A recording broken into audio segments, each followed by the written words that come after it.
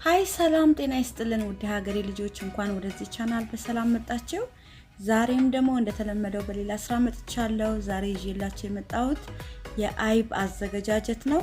ሰብስክራይብ ያላደረጋችሁ ሰዎች ደግሞ ሰብስክራይብ በማድረግ ወደዚህ ቤተሰብ ተቀላቀሉ። ሰብስክራይብ ስታደርጉ ደግሞ አዳዲስ ቪዲዮዎች ስሰራ ቶሎ እንዲደርሳችሁ የደውል ምልክቷን መጫን ደግሞ አትዘንጉ። አዳዲስ ሰብስክራይበሮቼ እንኳን ደህና መጣችሁልኝ። ነባር ሰብስክራይበሮቼ ደግሞ እንዴት ቆያችሁልኝ? ስለምትሰጡኝ ኮሜንት ስለምትሰጡኝ አስተያየት በጣም ከልብ አመሰግናለሁ።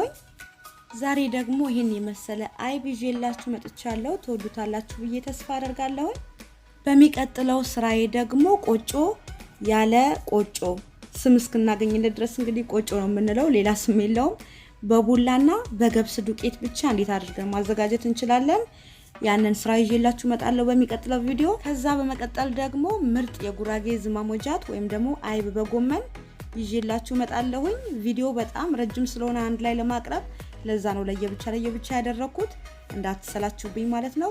ወደ ዛሬው ስራችን ስንገባ እዚህ ጋር 3 አነስ ያለ ጀሪካን አሬራ ወይም ደግሞ በተር ሚልክ አለኝ። እናንተ ተለቅ ያለውን ካገኛችሁ መጠቀም ትችላላችሁ፣ ተለቅ የሚለውን ጀሪካን ማለት ነው። ይሄ ደግሞ ኦሊቭ ውድ ወይም ደግሞ በጉራግኛ ዋች ይባላል እና ጤና አዳም አለኝ። ዋቹን ወይም ደግሞ ኦሊቭ ውዱን በቢላዋ ሰንጠቅ አረገውና እዚህ ጋር የሸክላ ድስት አለኝ። ሸክላ ድስቴን በደንብ አርጌ አጥነዋለሁ።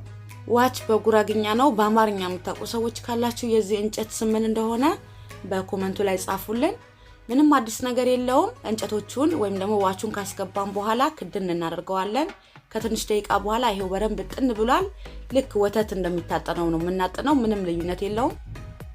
ዋች አገር ቤት የምታውቁ ሰዎች ካላችሁ እናቶቻችን በጣም ለብዙ ነገር ይጠቀሙበታል። በተለይ ቡና በጣም ነው የሚያጣፍጠው። ቡና ሲያፈሉ መጀመሪያ ጅበናቸውን በዚህ ጥን አድርገው ስፔሻል ቡና ለማፍላት ሲፈልጉ በዚህ ያጥኑትና ቡና ያፈሉበታል እና በጣም ነው የሚጣፍጠው። አጥኜ ከጨረስኩኝ በኋላ ሶስቱንም በተር ሚልኮቼን አንድ ላይ ነው የምጨምራቸው። መጀመሪያ ግን ሊረጋ ስለሚችል ከስር በደንብ አድርገን ነቅነቅ እናደርገዋለን። ከዛ ቶሎ ብዬ ሶስቱንም እጨምራቸዋለሁ። እኔ አይብ ማዘጋጀው በሁለት መንገድ ነው። ሌላኛው መንገድ ደግሞ በሌላ ጊዜ በሌላ ስራ ይዤላችሁ እመጣለሁ።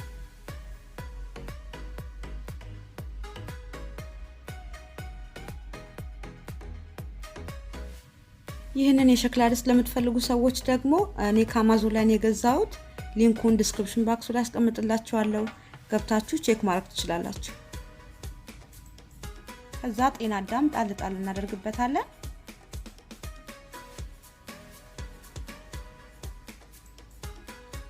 እሳታችንን ቀንሰን ቀስ እያለን እናበስለዋለን።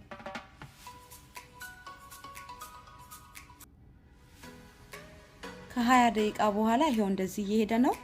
እየከፈትን እናየዋለን እንዳይቃጠልብን።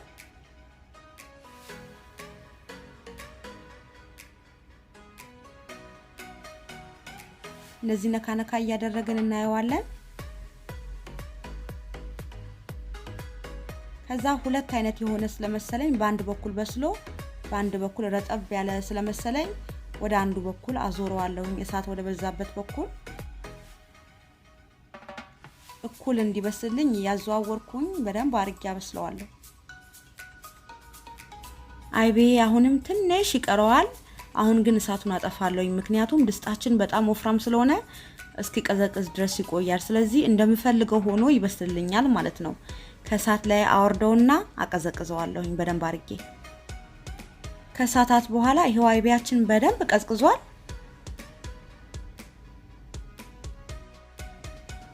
እማጠልበት ወንፊትና ንጹህ ጨርቅ አዘጋጅቻለሁ። ወንፊቴ በጣም ቀዳዳው ሰፋ ስለሚል ለዛ ነው ጨርቁን መጠቀመው። ንጹህ የማጥለያ ጨርቅ ነው ጨርቄ።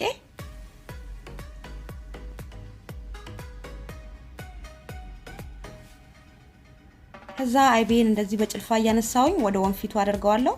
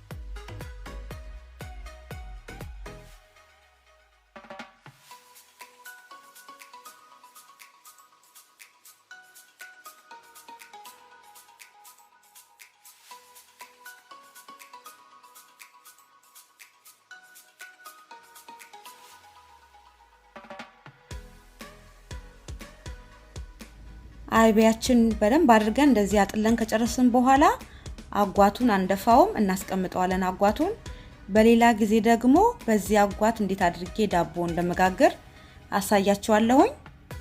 አሁን ግን በቃ አድርጌ ከድኜ ፍሪጅ ውስጥ አስቀምጠዋለሁ።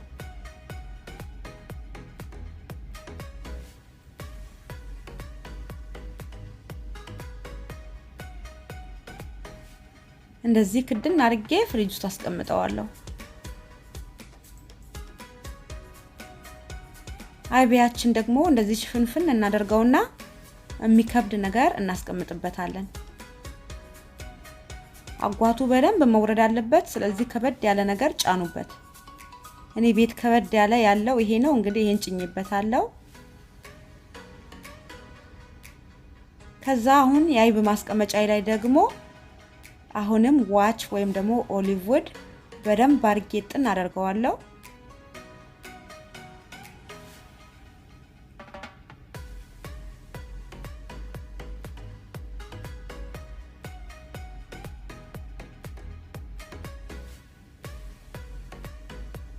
በደንብ ከጨሰልኝ በኋላ አይቤ ማስቀመጥበት እቃ ውስጥ ጨምረውና ቶሎ ብዬ ከድነዋለሁ።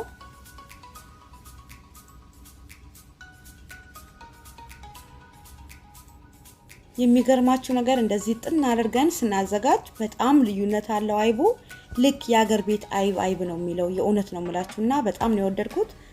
አይቢያችን ይሄው በደንብ ድርቅ ብሏል። በእጄም በደንብ አድርጌ ጭምቅ አድርጌ አጓቱን አውጥቼዋለሁኝ። በደንብ ደርቆልኛል። አሁን ወደ ቃዬ ወደ ማስቀመጫዬ ገለብጠዋለሁ ማለት ነው። አይቤ ማስቀመጥበት ድስት በደንብ አድርጌ አጥኘዋለሁኝ። አሁን አወጣቸውና በደንብ ግን እርግጠኞች መሆን አለብን የቀረ እንዳይኖር።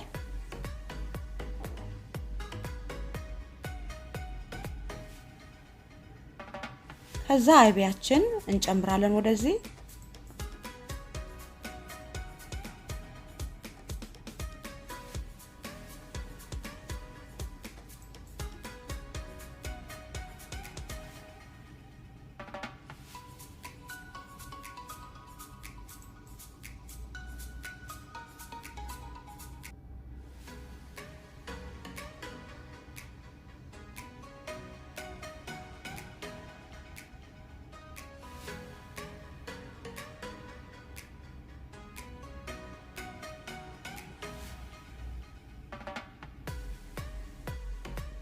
በመጨረሻም ይሄው አይቢያችን ይሄንን ይመስላል። እንደምትመለከቱት ቆንጆ ሆኖ ነው የበሰለልን። በደንብ ብስል ብሏል፣ አልተቃጠለም፣ ጥሬም አልሆነም። አንዳንድ ጊዜ ይቃጠልብናል፣ አንዳንድ ጊዜ ደግሞ ጥሬ ሆኖ የሆነ ቡክት ይላልና ይሄ በጣም ቆንጆ ሆኖ ልክ እንደ አገር ቤት አይነት ሆኖ ነው የበሰለልን። በሚቀጥለው ስራዬ ደግሞ ቆንጆ የጉራጌ አይብ በጎመን ወይም ደግሞ ዝማሞጃት እንዴት አድርጌ ከዚህ አይቤ እንደማዘጋጅ አሳያችኋለሁ ማለት ነው። እናም ደግሞ ያለ ቆጮ እንዴት አድርገን ይህን የመሰለ ቆጮ ከቡላና ከገብስ ዱቄት ማዘጋጀት እንችላለን በሚቀጥለው ስራ ይዤ እመጣለሁኝ።